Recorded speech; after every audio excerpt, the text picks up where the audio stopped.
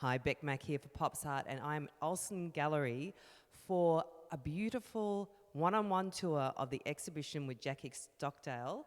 Her show is called Paper Dolls, and Jacqui is here. Hi, Jacqui, how are you? Hi, Beck. I'm good, thanks. Now, the other night you revealed this piece of work was behind a veil, behind a white gauze veil, and you call the work Venus Revealed. Can you tell me more about what this is all about? Sure. This work started as a whole lot of small pieces of collage material on my studio desk in preparation for just seeing what I have. I've got it's about 20 years worth of imagery, and I wanted to just have a look and see what I could play around with. And then I realised that it would it was arranging the work all evenly, and I thought this would make a really good, looks like wallpaper. In fact, it was a friend who said, that as well. Like, why don't you make this as a wallpaper? So that's what I set out to do. And then I thought about the imagery, which contains. It's gone through, a lot of, different themes really, but in the end, it seemed to circle around one particular iconic, androgynous, very sexual, fecund figure, and that's the centre. And then all around that, I arrange it in a way where I'm not necessarily thinking too much. You sort of let your hands do the thinking, and it's like playing a game. So from that, I then started to think about the way other people would choose, why they would choose imagery, and allow that process, open up that process so that they could join me in that. So this work, it's called Venus, the George Suite. It's the first edition in the suite, so I may go through the planets, or I may go through different deities or goddesses, etc. So I invited 4 artists to collaborate, and that involved them coming into the studio for 3 of them. I had my Japanese Buto friend performer Yumi Umimari, and also the writer for this show. I had Norsh Gemby, who came and arranged some work and went through the experience of making work, and also another beat poet, fabulous, from Oklahoma actually, Ebony Moncrief, and of course Beck Mac, yourself, who I asked. I wanted you to be involved because of the nature of the Venus and the incarnation and your role in the world as Aphrodite, and because we were not in the same state physically. It was like having phone sex, I've got to say. Really? Now you tell me. Was that because I asked you to lick the middle finger? So the way that I arrange the work is I do have to lick the middle finger, and then to take up each piece of paper and put it wherever it needs to go. So I'm working halfway between my brain and the brain of the universe. And remember, with you, I asked you to. So it was a phone call, and you had to close your eyes. Yes. So I was sitting on a bed with my eyes closed, and you asked me to say the word Venus. Yes. And every time you said the word Venus, you licked your middle finger and found one of these highly erotic images here, Jacqui. Like, I don't know if you've been catching this, but the imagery in here is very sexual. It's very erotic. There's some really massive phalluses and some incredible sexual acts going on. So for you as a maker, was there a point where you're going, can I really do this? Am I allowed to make this work? What will happen if I put it on a wall? Yeah, it was initially called You Can't Do This. Right.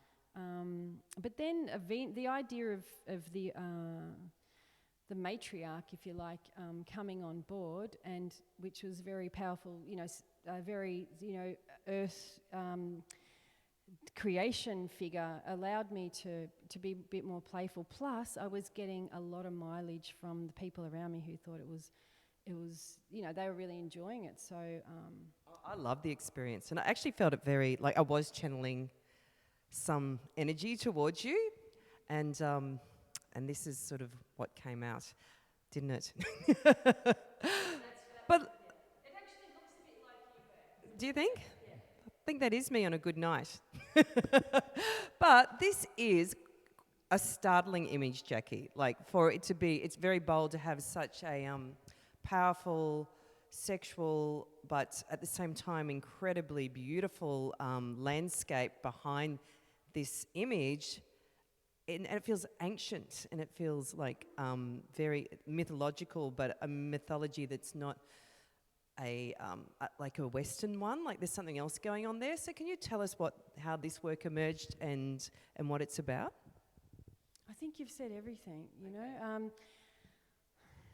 I don't know, I work with, it's strange the way I work, because I don't really, I'd really go by, I think it's really emotional. I can't really say it. I can just say it. It's called Eye of the Beholder, and I is myself, but I is the creator, but also like a bit of a play on the centre figure, the genitalia as being the eye. I think it's my creation, mythological creation hero. Horses are my totem, really, and it floats sort of in between the space of different worlds, and it's random. And I don't know what else I can say. Yeah. Well, I agree, because there's something extraordinary about that, but yeah, there's not words to describe. But that then brings us into this series, 6 pieces, where again you're delving back into your past history as an art maker, back into past iconography. You talked about the horse head being part of your totem in a way. Like, can you tell me just how this all came about and what we're really looking at here? Yeah, I think these are distilled. I think I'm just, if I was to squeeze, if I was to, have a sponge and squeeze it, this is the essence of the years and years of work that I've made that's in my drawers, that's been abandoned or loved or collected or forgotten. And so I work with the 6 images at once, all in my studio. And of course, and I'm moving them around constantly, and they will, cross over many times in many different forms in a very animation way, stop motion sort of thing. But and it's very textural and very personal. What seems to come into this series, I think, as most of my work, it tends to also bring up people that are around me, like the stories that happen, the immediate things that happen, but again, it's a very sort of way of making work that I'm not entirely sure about. I let the work make itself to a degree until sometimes I regret changing things. I still look at some of the work and think that I should be changing it. So I'm very reluctant to stick it down. I'm also very reluctant to part with it. And I think part of the performance on the opening night was me trying to really go from here to there, like to take my work and give it out to the world.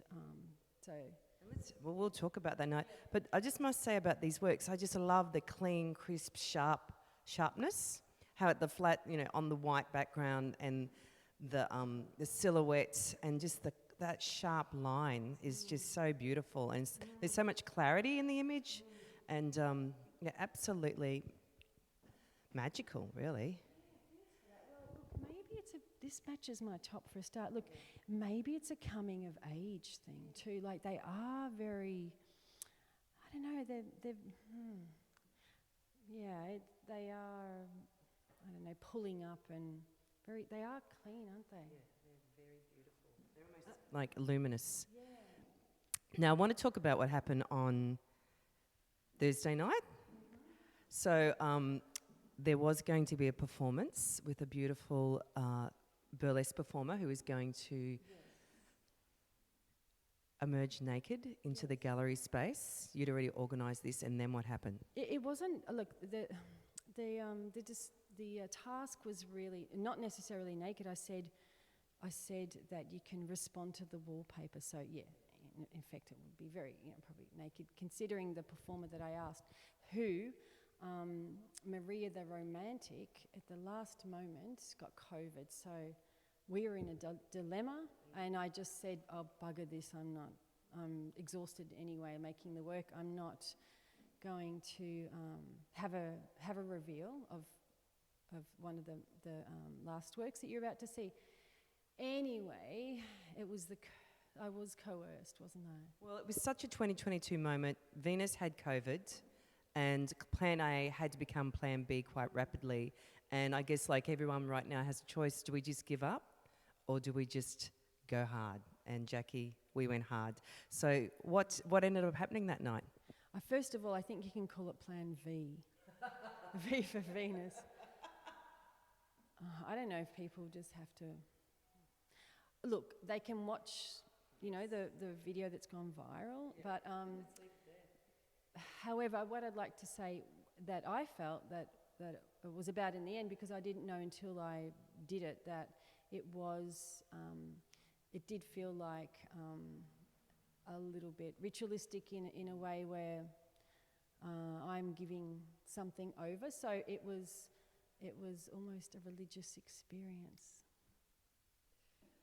Amen. And we'll leave it there. Thank you so much, Jacqui Stockdale. Incredible work. Please come and see this show.